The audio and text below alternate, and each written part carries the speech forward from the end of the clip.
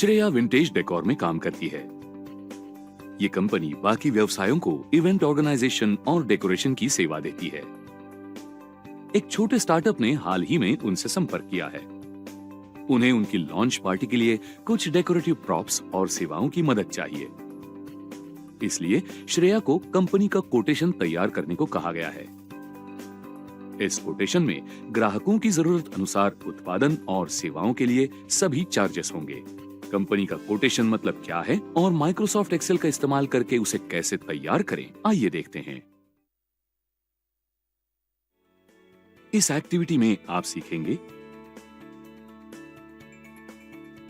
Company quotation मतलब क्या है, कंपनी कोटेशन, टेंडर या एस्टिमेट में फर्क समझना, कंपनी के कोटेशन में कौन से घटक शामिल करने हैं ये पहचानना, कंपनी कोटेशन तैयार करने के लिए ऑनलाइन टूल्स खोजना और माइक्रोसॉफ्ट एक्सेल इस्तेमाल करके कंपनी कोटेशन तैयार करना।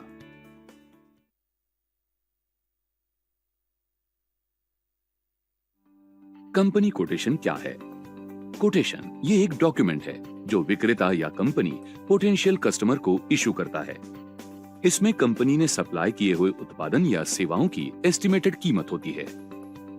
खरीदारी करने से पहले खरीदार पूरी जानकारी के साथ निर्णय ले सके, इसलिए वो इशू किया जाता है। एक कोटेशन में सेल, पेमेंट और वारंटी की टर्म्स इनका समावेश होता है। एक बार हमने कोटेशन भेज दिया तो कोट किए हुए चार्जेस और पॉलिसीज ग्राहक ने स्वीकारने की राह देखनी पड़ती है। अगर ग्राहक ने कोटेशन स्वीकार किया तो आप इनवॉइस तैयार कर सकते हैं और पेमेंट प्रोसीजर कर सकते हैं। आप कभी वाहन के शोरूम में गए हो? वहां एक विक्रेता आपको एक डॉक्यूमेंट देता है जिसमें विशिष्ट प्रकार के वाहन के सभी मॉडल्स की कीमत दी हुई होती है। ये पेपर यानी कंपनी ने अपने ग्राहक को दिया हुआ कोटेशन होता है। टेंडर या एस्टिमेट से किसी कोटेशन का अलगपन हम कैसे दिखा सकते हैं? कंपनी कोटेशंस यानी ग्राहक खरीदना चाहता है उन वस्तुओं का वर्णन या कीमत दिखाने के लिए व्यवसाय ने इस्तेमाल किए हुए डॉक्यूमेंट्स हैं। ये एक फिक्स्ड प्राइस ऑफर है जो ग्राहक ने एक बार स्वीकार कर ली तो उसे बदल नहीं सकते। कोटेशंस सेवा या वस्तु जैसे कामगार और कच्चे माल की कीमत, इसके लिए एक्यूरेट एस्टिमेट देते हैं और कॉस्ट स्टेबल होगी तब बहुत बार वो वैलिड होता है। तो एस्टिमेट यानी किसी उत्पादन या सेवा की कीमत क्या हो सकती है इसका अंदाजा है और उसकी प्राइस बदल सकती है। एस्टिमेट बदल सकता है क्योंकि वस्तु या सेवा उपलब्ध करके देते वक्त होने वाली कई अनपेक्षित बातों का विचार करके उसका विचार करना होता है। वो उत्पादन डिलीवर करने के लिए सबसे अच्छी और बुरी भी परिस्थिति के बारे में भी सोचा जाता है। इसलिए एस्टिमेट में कीमत के बारे में ग्राहक के लिए कोई भी अनफोर्सीन एलिमेंट्स नहीं होते। टेंडर यानी संभाव्य सप्लायर को भेजे हुए फॉर्मल डॉक्यूमेंट्स हैं जिसमें उनको ग्राहक या ग्राहक को जरूरी वस्तु या सेवा पर बोली लगाने की विनती की जाती है। एक टेंडर उस उत्पादन की और सेवा की जानकारी देता है जिससे ग्राहक विविध कीमत, शर्तें और उत्पादन की गुणवत्ता की तुलना करके जानकारी के साथ निर्णय ले सकेगा।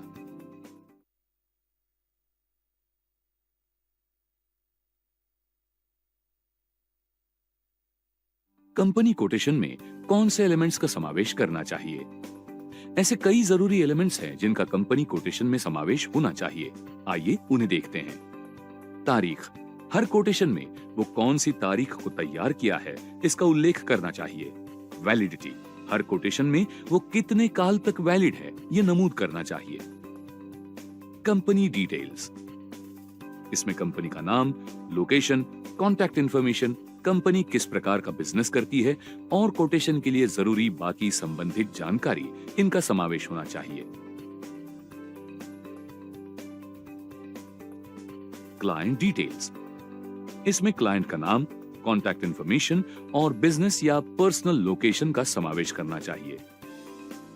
प्रोडक्ट डिटेल्स, इसमें आमतौर पर कंपनी ने दिए हुए उत्पादन की या सेवा की लिस्ट का समावेश होता है। इसमें उत्पादन का संक्षिप्त वर्णन और उत्पादन की प्रति यूनिट कीमत भी होती है। एक कोटेशन प्रमुख रूप से उत्पादन या सेवा के कीमत से संबंधित होता है। कोटेशन तैयार करते वक्त खरीदार या क्लाइंट कंफ्यूज ना हो, इसलिए उत्पादन की कीमत का स्पष्ट रूप से उल्लेख कीजिए।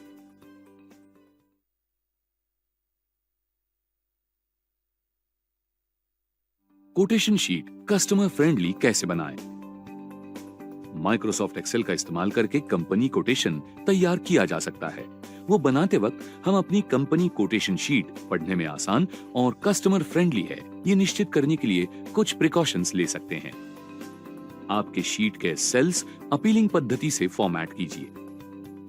एक सेल में ज्यादा डेटा या जानकारी मत रखिए। सेल में सिर्फ एक ही प्रकार की जानकारी होनी चाहिए। अगर आपको शीट पर बाकी किसी प्रकार की जानकारी या डिटेल्स जोड़ना जरूरी है तो दूसरा सेल ऐड कीजिए या माइक्रोसॉफ्ट एक्सेल के मर्ज एंड सेंटर ऑप्शन का इस्तेमाल कीजिए।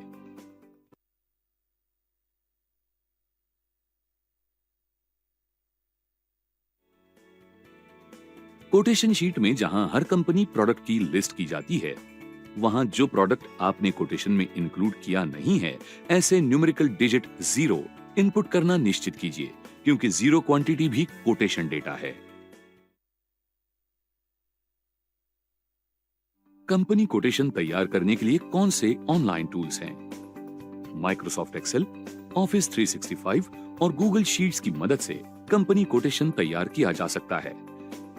आपकी मदद के लिए विविध वेबसाइट्स भी हैं, जैसे www.bitrix24.com, www.quilter.com और एप्स जैसे कि ज़ोहो क्रिएटर, इजी कोटेशन और बाकी से आप कंपनी कोटेशन तैयार कर सकते हैं।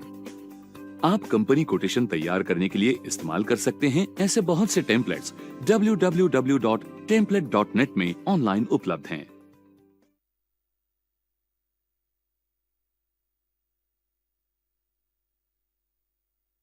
माइक्रोसॉफ्ट एक्सेल का उपयोग करके कंपनी कोटेशन कैसे बनाएं?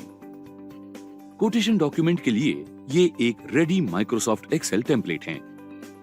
आपने पहले सीखा है उस प्रकार से आप ऐसे अनेक डिजाइन्स या टेम्पलेट्स ऑनलाइन ले सकते हैं।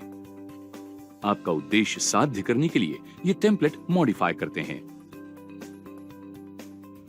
फाइल मेन्यू में जाइए, save as, browse, suitable location select कीजिए और कंपनी कोटेशन ऐसे फाइल नाम एंटर कीजिए और सेव कीजिए।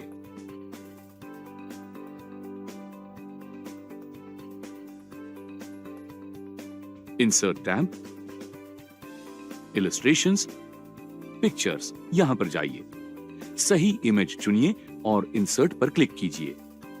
यह हमारा कंपनी लोगो है। लोगो सूटेबली रीसाइज कीजिए और शीट की ऊपर की तरफ ब्लू हेडर बैंड पर प्लेस कीजिए।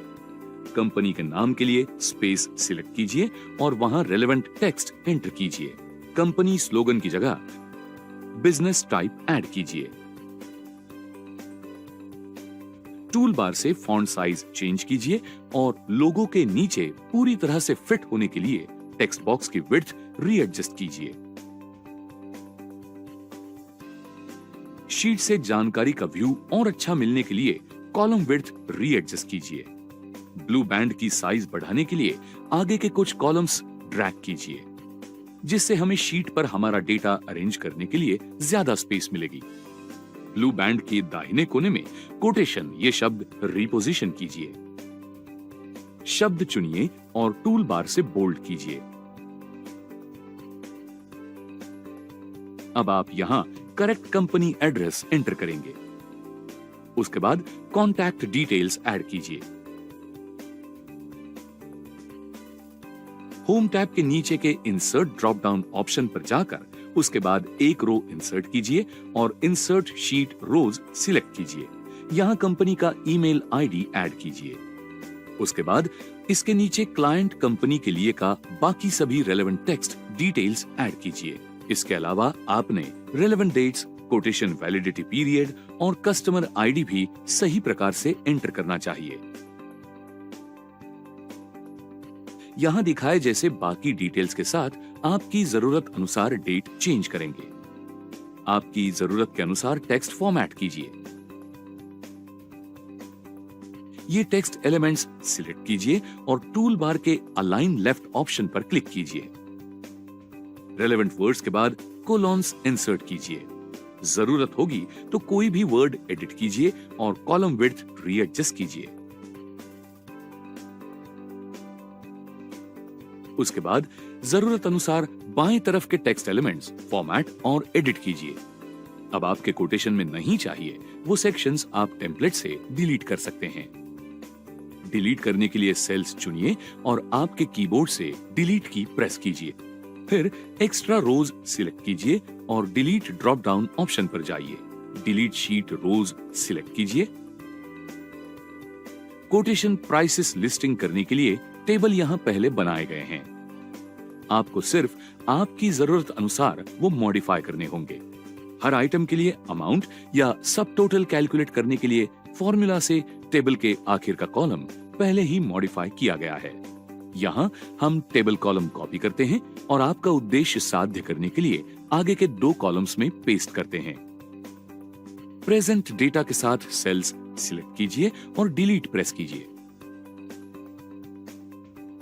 उसके बाद अगर आपको ज्यादा रोज ऐड करने की जरूरत होगी तो आपको इंसर्ट ड्रॉप डाउन ऑप्शन से मोर शीट रोज इंसर्ट करनी होगी। जब आपको एक्स्ट्रा रोज डिलीट करने की जरूरत होगी तो वो सिलेक्ट कीजिए और टूल बार पर डिलीट क्लिक कीजिए। अब हम टेबल से हर कॉलम का टॉपिक चेंज करेंगे और उसकी जगह सही टॉपिक एंटर करेंगे। टेबल में रेलेवेंट टेक्स्ट एंटर कीजिए, संपूर्ण टेबल सिलेक्ट कीजिए और फिर अलाइनमेंट ऑप्शंस की तरफ जाइए। सेंटर ऑप्शन पर क्लिक कीजिए और फिर मिडिल अलाइन ऑप्शन पर क्लिक कीजिए। टेबल टेक्स्ट सिलेक्ट कीजिए और फॉन्ट साइज बदलिए।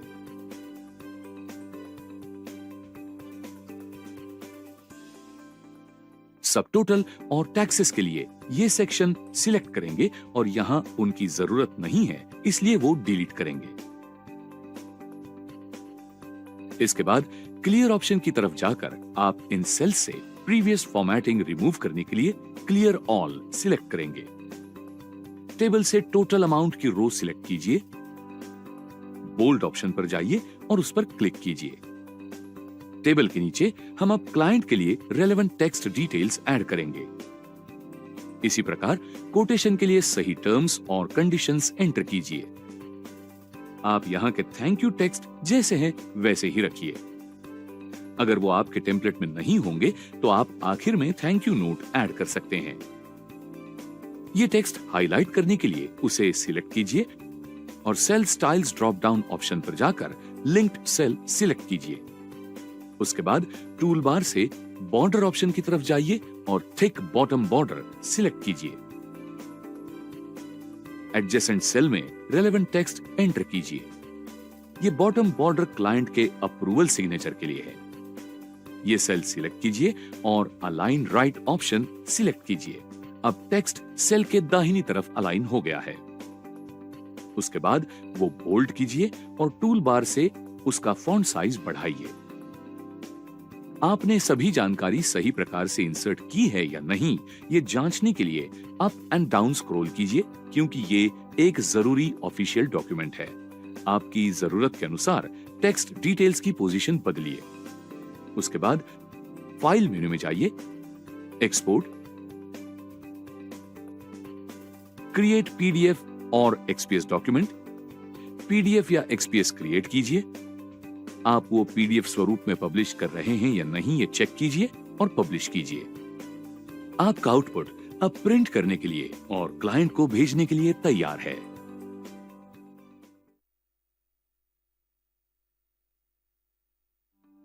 आइए देखते हैं आपने क्या सीखा। कंपनी कोटेशन मतलब क्या है? कंपनी कोटेशन टेंडर या एस्टिमेट में फर्क समझना, कंपनी कोटेशन में कौन से घटक शामिल करने हैं ये पहचानना, कंपनी कोटेशन तैयार करने के लिए ऑनलाइन टूल्स खोजना और माइक्रोसॉफ्ट एक्सेल इस्तेमाल करके कंपनी कोटेशन तैयार करना।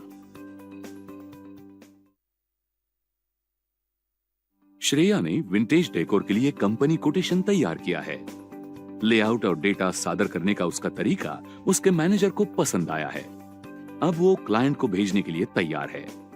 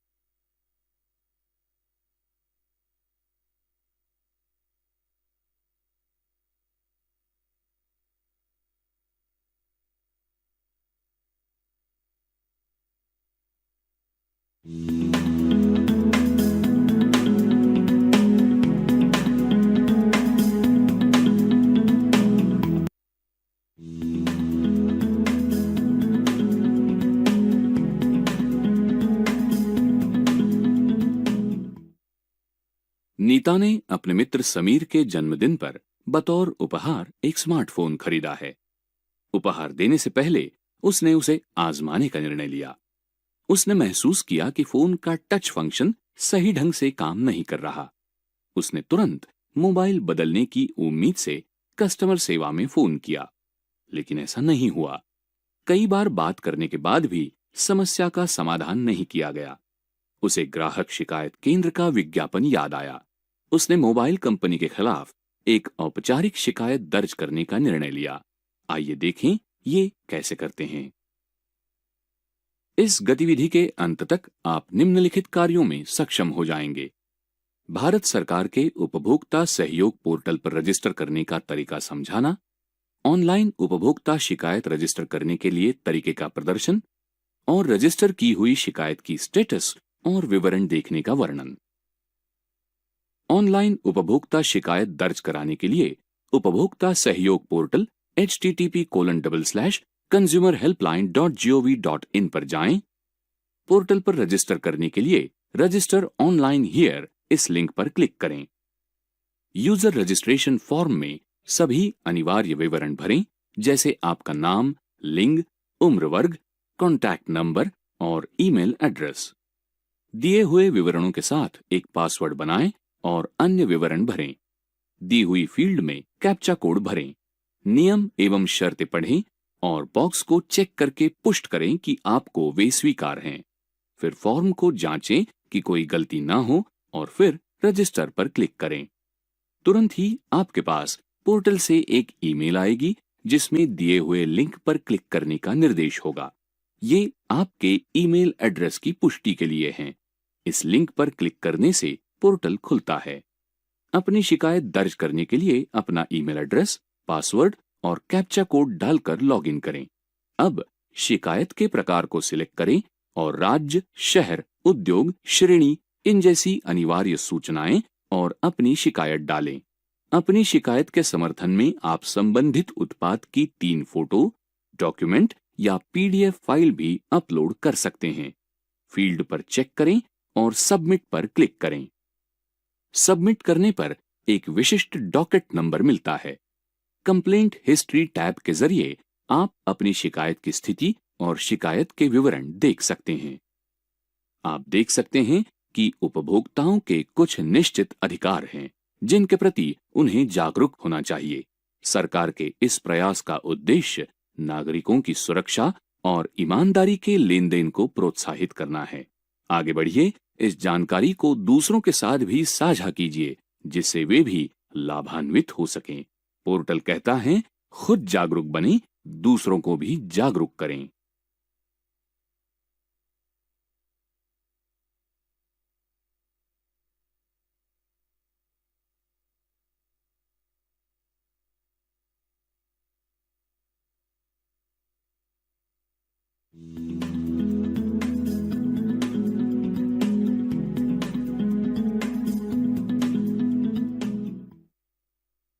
इस सत्र के अंत तक आप निम्नलिखित में सक्षम हो जाएंगे। किसी सरकारी अस्पताल में ऑनलाइन अपॉइंटमेंट कैसे लेते हैं?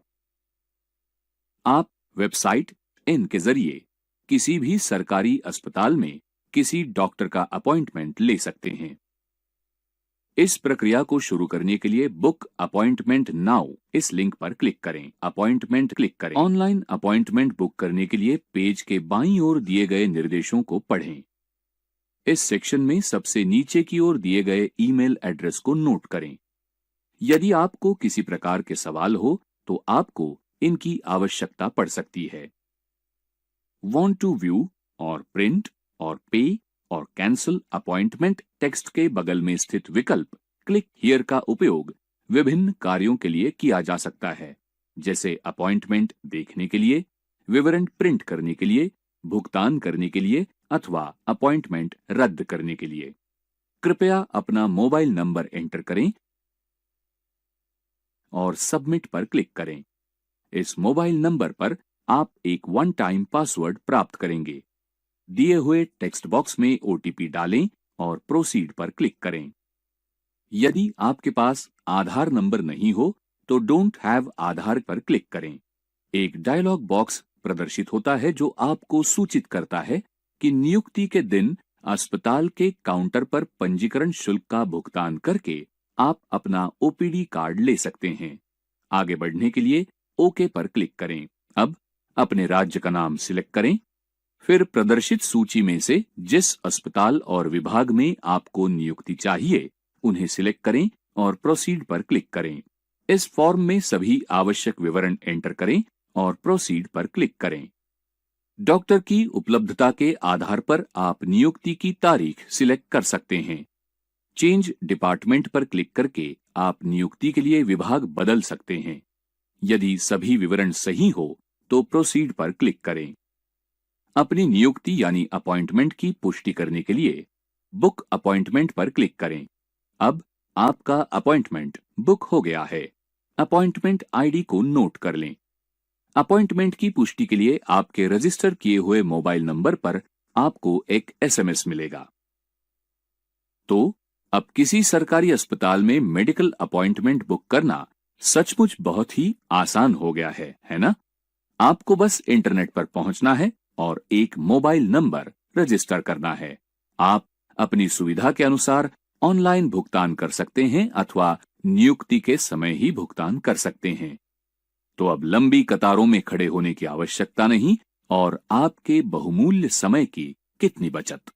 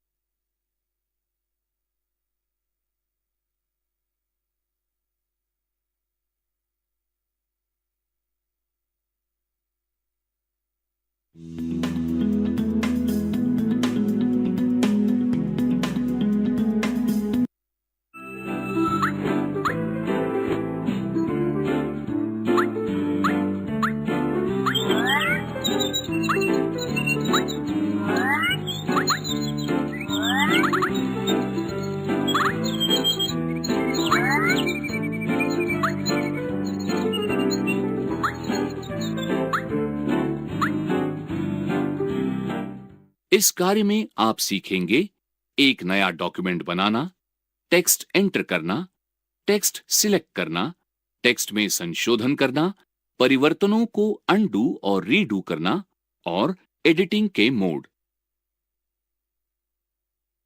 आप जानते हैं कि जब आप पहली बार राइटर शुरू करते हैं, आपके सामने एक खाली डॉक्यूमेंट नजर आता है।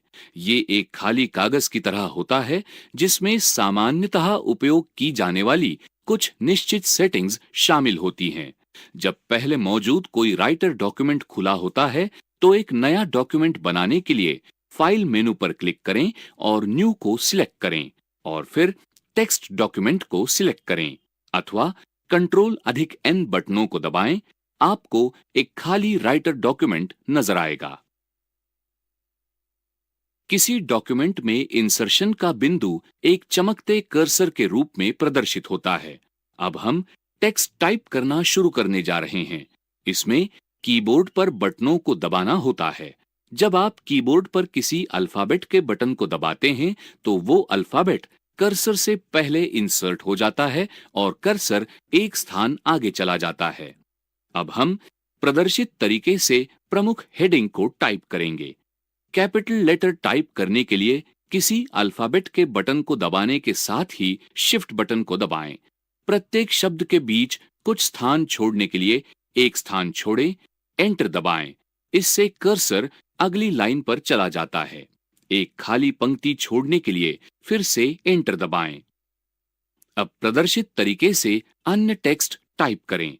जैसे जैसे आप टाइप करते रहते हैं, वैसे वैसे सामान्य टाइपराइटर के विपरीत कर्सर स्वतः ही अगली लाइन पर चला जाता है। राइटर में इस फीचर को टेक्स्ट रैपिंग कहते हैं। लेकिन यदि आप लाइन पूरी होने से पहले ही अगली लाइन पर जाना चाहते हैं, तो एंटर बटन को दबाएं। जब आप शब्दों के बीच एक खाली स्थान से अधिक इंसर्ट करना चाहते हैं, तो कई बार स्पेस बार को दबाने के बजाय टैब बटन का उपयोग कर सकते हैं। टैब बटन से कर्सर एक टैब स्टॉप आगे चला जाता है।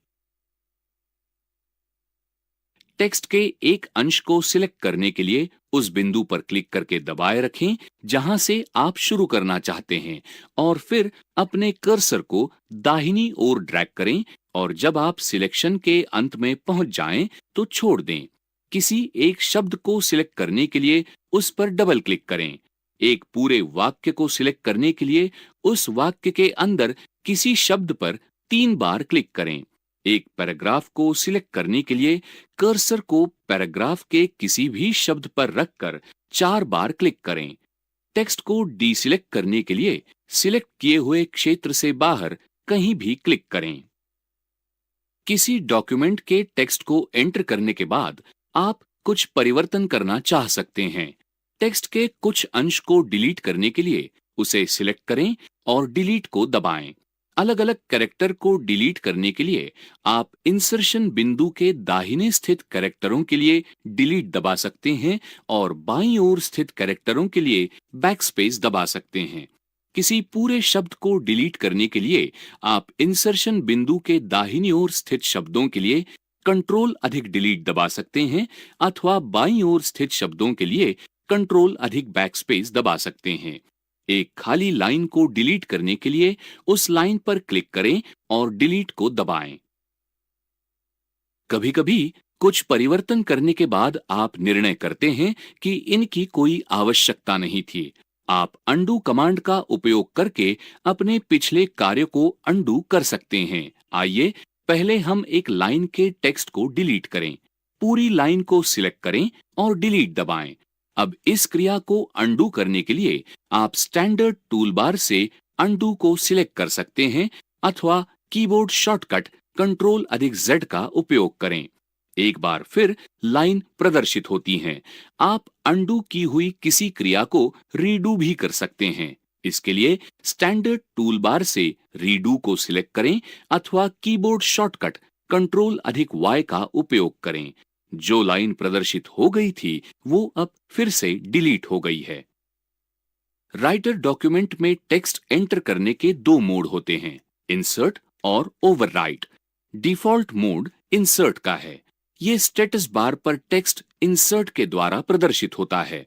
जब आप इस मोड का उपयोग करके टेक्स्ट एंटर करते हैं, ये कर्सर के वर्तमान स्थान से पहले इंसर्ट हो जाता है और पहले से मौजूद टेक्स्ट आगे बढ़ जाता है। स्टेटस बार पर शब्द इंसर्ट पर क्लिक करें। अब आप देख सकते हैं कि मोड ओवरराइट में बदल जाता है और ये ओवर के द्वारा सूचित होता है। अब अपना कर्सर उस टेक्स्ट के पहले रखें जिसे आप एडिट करना चाहते हैं। जब आप टेक्स्ट को टाइप करते हैं, ये कर्सर की वर्तमान स्थिति पर लिखा जाता है और पहले से मौजूद टेक्स्ट के ऊपर नया टेक्स्ट आ जाता है। शब्द ओवर पर क्लिक करके वापस इंसर्ट मोड पर आ जाएं। आप इस कार्य के अंत में पहुंच गए हैं। आपने सीखा एक नया डॉक्यूमेंट बनाना, टेक्स्ट एंटर करना, टेक्स्ट सिलेक्ट करना, टेक्स्ट में संशोधन करना, परिवर्तनों को अनडू और रीडू करना और एडिटिंग के मोड।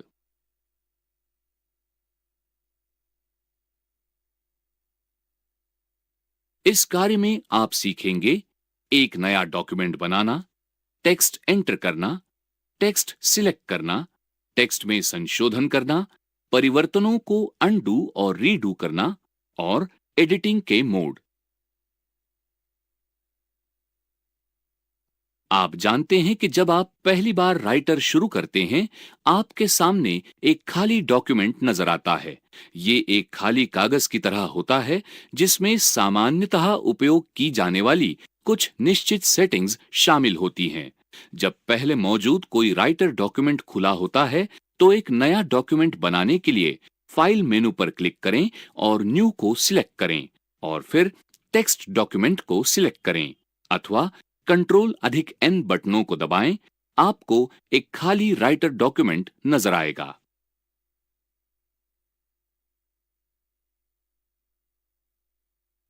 किसी डॉक्यूमेंट में इंसर्शन का बिंदु एक चमकते कर्सर के रूप में प्रदर्शित होता है।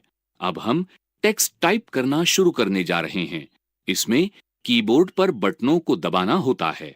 जब आप कीबोर्ड पर किसी अल्फाबेट के बटन को दबाते हैं, तो वो अल्फाबेट कर्सर से पहले इंसर्ट हो जाता है और कर्सर एक स्थान आगे चला जाता है। अब हम प्रदर्शित तरीके से प्रमुख हेडिंग को टाइप करेंगे। कैपिटल लेटर टाइप करने के लिए किसी अल्फाबेट के बटन को दबाने के साथ ही शिफ्ट बटन को दबाएं। प्रत्येक शब्द के बीच कुछ स्थान छोड़ने के लिए एक स्थान छोड़ें, एंटर दबाएं।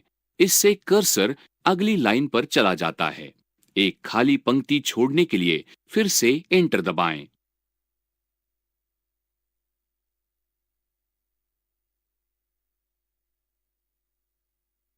अब प्रदर्शित तरीके से अन्य टेक्स्ट टाइप करें। जैसे जैसे आप टाइप करते रहते हैं, वैसे वैसे सामान्य टाइपराइटर के विपरीत कर्सर स्वतः ही अगली लाइन पर चला जाता है। राइटर में इस फीचर को टेक्स्ट रैपिंग कहते हैं। लेकिन यदि आप लाइन पूरी होने से पहले ही अगली लाइन पर जाना चाहते हैं, तो एंटर बटन को दबाएं। जब आप शब्दों के बीच एक खाली स्थान से अधिक इंसर्ट करना चाहते हैं, तो कई बार स्पेस बार को दबाने के बजाय टैब बटन का उपयोग कर सकते हैं। टैब बटन से कर्सर एक टैब स्टॉप आगे चला जाता है। टेक्स्ट के एक अंश को सिलेक्ट करने के लिए उस बिंदु पर क्लिक करके दबाए रखें जहां से आप शुरू करना चाहते हैं और फिर अपने कर्सर को दाहिनी ओर ड्रैग करें और जब आप सिलेक्शन के अंत में पहुंच जाएं तो छोड़ दें। किसी एक शब्द को सिलेक्ट करने के लिए उस पर डबल क्लिक करें। एक पूरे वाक्य को सिलेक्ट करने के लिए उस वाक्य के अंदर किसी शब्द पर 3 बार क्लिक करें। एक पैराग्राफ को सिलेक्ट करने के लिए कर्सर को पैराग्राफ के किसी भी शब्द पर रखकर 4 बार क्लिक करें। टेक्स्ट को डीसिलेक्ट करने के लिए सिलेक्ट किए हुए क्षेत्र से बाहर कहीं भी क्लिक करें। किसी डॉक्यूमेंट के टेक्स्ट को एंटर करने के बाद आप कुछ परिवर्तन करना चाह सकते हैं। टेक्स्ट के कुछ अंश को डिलीट करने के लिए उसे सिलेक्ट करें और डिलीट को दबाएं। अलग अलग कैरेक्टर को डिलीट करने के लिए आप इंसर्शन बिंदु के दाहिने स्थित कैरेक्टरों के लिए डिलीट दबा सकते हैं और बाईं ओर स्थित कैरेक्टरों के लिए बैकस्पेस दबा सकते हैं। किसी पूरे शब्द को डिलीट करने के लिए आप इंसर्शन बिंदु के दाहिनी ओर स्थित शब्दों के लिए कंट्रोल अधिक डिलीट दबा सकते हैं अथवा बाईं ओर स्थित शब्दों के लिए कंट्रोल अधिक बैकस्पेस दबा सकते हैं। एक खाली लाइन को डिलीट करने के लिए उस लाइन पर क्लिक करें और डिलीट को दबाएं।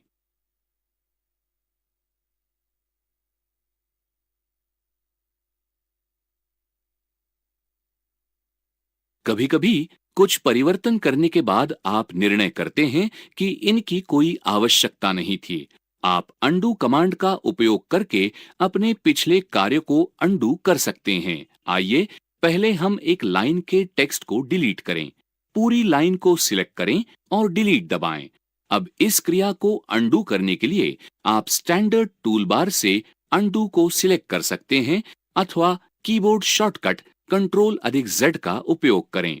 एक बार फिर लाइन प्रदर्शित होती हैं। आप अनडू की हुई किसी क्रिया को रीडू भी कर सकते हैं। इसके लिए स्टैंडर्ड टूलबार से रीडू को सिलेक्ट करें अथवा कीबोर्ड शॉर्टकट कंट्रोल अधिक Y का उपयोग करें। जो लाइन प्रदर्शित हो गई थी वो अब फिर से डिलीट हो गई है।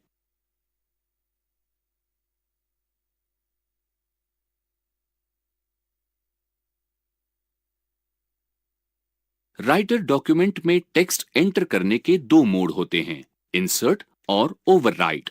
डिफॉल्ट मोड इंसर्ट का है। ये स्टेटस बार पर टेक्स्ट इंसर्ट के द्वारा प्रदर्शित होता है।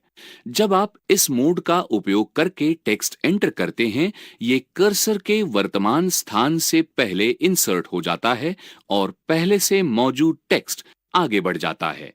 स्टेटस बार पर शब्द इंसर्ट पर क्लिक करें। अब आप देख सकते हैं कि मोड ओवरराइट में बदल जाता है और ये ओवर के द्वारा सूचित होता है। अब अपना कर्सर उस टेक्स्ट के पहले रखें जिसे आप एडिट करना चाहते हैं। जब आप टेक्स्ट को टाइप करते हैं, ये कर्सर की वर्तमान स्थिति पर लिखा जाता है और पहले से मौजूद टेक्स्ट के ऊपर नया टेक्स्ट आ जाता है। शब्द ओवर पर क्लिक करके वापस इंसर्ट मोड पर आ जाएं।